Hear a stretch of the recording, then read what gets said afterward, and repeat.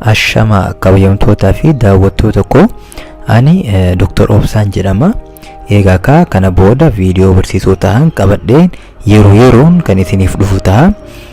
Egaa yeroo dheeraadhaaf adda bannee turre sababa adda addaatiin waan natti hin toliniif YouTube irratti viidiyoo isinii gadhiisuu hin dandeenye. Egaa kana booda immoo yeroodhaan viidiyoo isin barsiisan jedhee abdii godhe kan isiniif dhiyeessu ta'a. Subscribe gochuun maatii nuuf ta'a jecha gara barnoota har'aatti darbina. Barbaachifamummaa walqunnamtii saalaa namni hunduu ni beeka jedheen abdii qaba. Jaalala qabbanaa'e ho'isuuf mana jige ijaaruuf walqunnamtiin saalaa mi'aawaa ta'e gahee guddaa qaba. Egaa sagantaa keenya kan har'aa irratti tapha siree irratti yeroo hin dagatamne dabarsuuf yookiin jaalallee ta'e akkasi hin daganne akkamitti godhuu dandeetta? Yeroo mi'aawaa ta'e akkamitti dabarsuu dandeetta? Kan jedhu isteeppii tokko tokkoon adda babaafne kan ilaallu ta'a. Keessattuu dhiironni barnoota hedduu irraa argachuu dandeettu.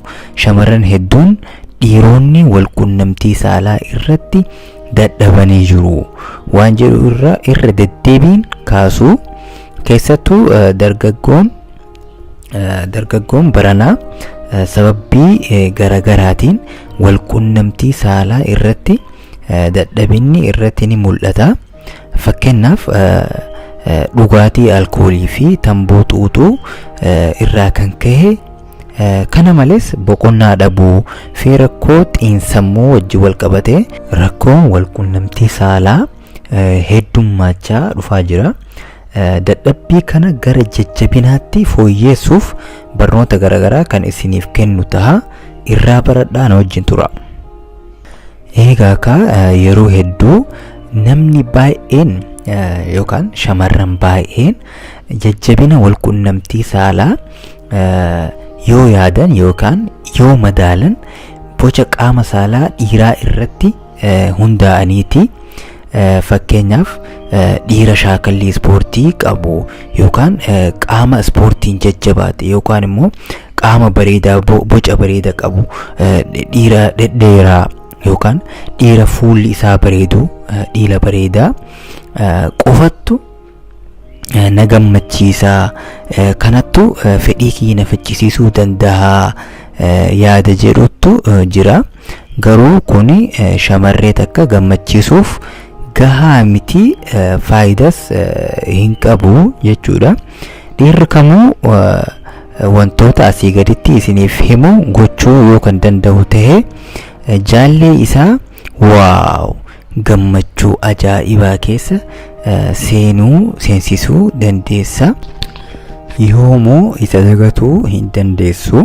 Yeroo isa yaadattetti yookiin suuraa isaa argitetti qaamni ishee walqunnamtii saalaaf kaka'ina guddaa argisiisa.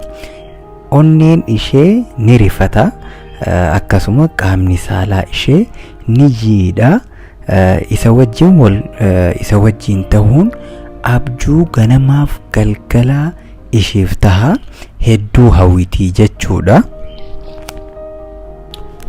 Inni biraa immoo gaafii gara kiyya dhufan keessaa tokko akkamitti qaama saalaa koo guddifadha kan jedhudha.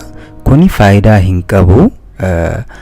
Guddinaa fi xiqqinni qaama saalaa dhiiraa jijjiirama guddaa fiduu hin danda'u. Qaamni saalaa dhiiraa seentimeetira 4 yookaan 5 yoo ta'e gahaadha. Wanti guddaan teeknika walqunnamtii saalaa beekuudha. Wanti kana isiniif himuuf dhiironni hedduun harki caalli rakkoo xiinsammuu keessatti argamu. Wanti barbaachisoon qabxiilee 3 kan asii gaditti isiniif himu hordofuudha. Inni biraa immoo dhiirri tokko shamara yookaan jaallee isaa gammachiisuuf dirqama daqiiqaa 15 yookaan 30 yookaan sa'aatii tokko turuu hin qabu. Teeknikaa fi taaktika yoo kan beeku ta'e daqiiqaa 3 hanga daqiiqaa 5 keessatti jaallee isaa fixachiisuu yookaan gammachiisuu ni danda'a. Egaa qabxiileen sadan har'a irraa barannu keessaa inni dura wanti isin beekuu qabdan walqunnamtiin saalaa dalagaa sammuuti. Dura wanti develop gochuu qabdu yaadni kee guutumaan guututti gara walqunnamtii saalaatti akka deebi'u gochuudha. Tokkoffaan inni duraa qaama ishee rifeensa irraa hanga miilaatti tuttuquudha. Osoo hin jarjariin suuta haala mi'aawaa ta'een qaama ishee qaqqabuu fi tuttuquun barbaachisaadha. Akkuma kana dura isinii himetti bakka iroojenas jedhaman bakka ishee kakaasuu danda'an hanga isheen hawwitutti, hanga isheen qaamni ishee fi sammuun isheellee walqunnamtii saalaaf sirritti kaka'utti tuttuquun akkasuma rirriguun ishee hawwachiisuun barbaachisaadha. Jarjaraan walqunnamtii saalaatti seenuun dura ishee tuttuquu sirritti walqunnamtichaaf ishee qopheessuun barbaachisaa fi dagatamuu hin qabu jechuudha. Yeroo janas kana dura isin himee ture yoo kana kan hin beekne ta'e viidiyoo kiyyee kan darbe irratti laaluu yookaan daawwatuu dandeessu. Egaa yoo kan kana gootu ta'e guutumaan guututti qaamni ishee walqunnamtii saalaaf hawwee waan si eeggatuuf yeroo walqunnamticha eegaltanitti ishee fixachuuf yookaan gammaduuf yeroo dheeraa irraa hin fudhatu jechuudha. Yeroo bareedaa fi walqunnamtii saalaa mi'aawaa ta'e dabarsuu ni dandeessu jechuudha. Tokkoffaa fi inni duraa kana. Egaa eeroojenas eessatti argama kan jedhu akka fakkeenyaatti arrabaan suuta gurra ishee tuttuquun suuta arrabaan akkasuma yookaan morma ishee jala dhungachuun fiixee harma ishee fi handhuuraa gad bu'uun qaama ishee walqunnamtii saalaaf qophii gochuu fi ho'isuun ni danda'ama. Bakka kana endingii nervii hedduminaan kan argamu waan ta'aniif walqunnamtii saalaaf daddaftee akka dammaqtuu fi akka qophii taatu isin gargaara. Yoo kana kan goodan booda daqiiqaa 3 hanga daqiiqaa 5tti yoo guddate daqiiqaa 10 keessatti ishee gammachiisuu fi walqunnamtii saalaaf ishee qopheessuu dandeessu. Inni lammaffaan immoo sammuu ishee walqunnamtiif qopheessuu fi kakaasuudha.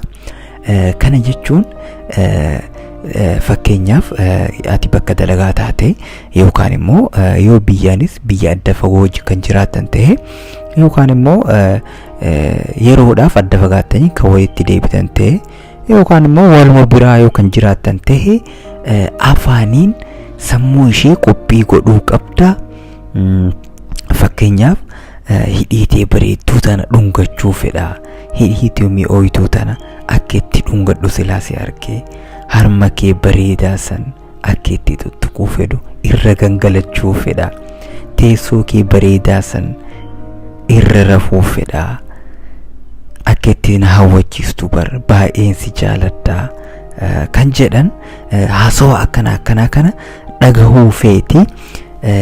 Kana duras walqunnamtii saalaa kan gootan yoo ta'e walqunnamtii saalaa mi'aawaa ta'e dabarsitanii kan ture yoo ta'e yeroo san yaadachiisuun kana dura ni yaadattaami bakka sanitti akka sanitti dabarsine akkasitti wajji taanii akkasitti dhungadhee akkasitti walirratti ittiimni jetti waan akkanaa haasa'uudhaan ishee kakaasuun baay'ee barbaachisaadha. Shamarran haasa'u akkanaa baay'ee jaalatu. Shamarran teenna akkuma beekamu baay'ee qaanfatu yookaan saalfatu. Ta'us garuu ishee kakaasuudhaaf wanni kun barbaachisaa fi murteessaadha. Yeroo kana jennuun baay'ee walqunnamtiishaaf hawwaa deemti. Hawwaa waan deemtuuf yeroo si argitetti yookaan yeroo walqunnamticha eegaltanitti gammaduuf yeroo irraan fudhatu daqiiqaa 3 daqiiqaa 5 keessatti gammaddee akka Amaarri jettutti yelibbee darasa jedhuu dandeessi. Sadaffaa fi inni dhumaa muudii ishee yookiin fedhii jaalleteetii beekuu fi hubatuudha.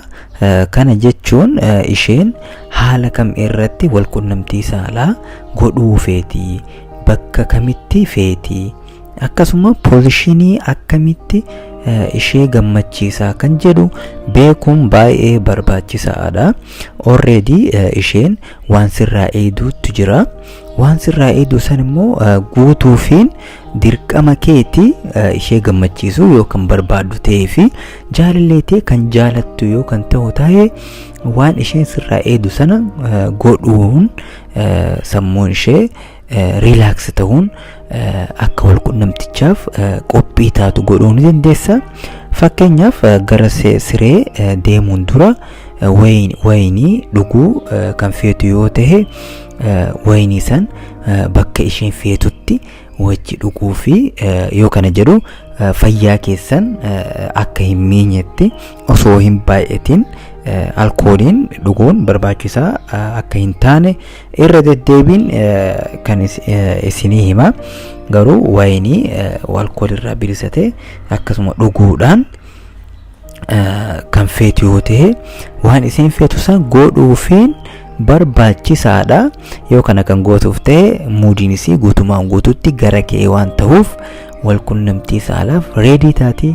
Yeroo sanitti walqunnamtii saalaa yeroo daqiiqaa gabaabduu keessatti yoo dheereffatu kan feetan taatanis rakkoon hin jiru. Dheeressuudhaan yeroo mi'aawaa ta'e dabarsuu dandeessu. Egaa sagantaa keenya kan har'aa asirratti xumurreen jirra. Yeroo itti aanutti viidiyoo barsiisoo ta'an qabadheen kan isiniif dhiyaadhu taha. Egaa subscribe gochuun maatii naaf taha, akkasuma like gochuun hamilee naaf taha jecha. Warri yaada qabdan akkasuma gaaffii qabdan koomentii irra naaf kaa'uu dandeessu. Koomentii keessan ni ilaala, ni dubbisa. Gaaffii keessaniif deebii qabadheen kan dhiyaadhu taha. Egaa fayyaa argadhaa, fayyaa dhabinaa.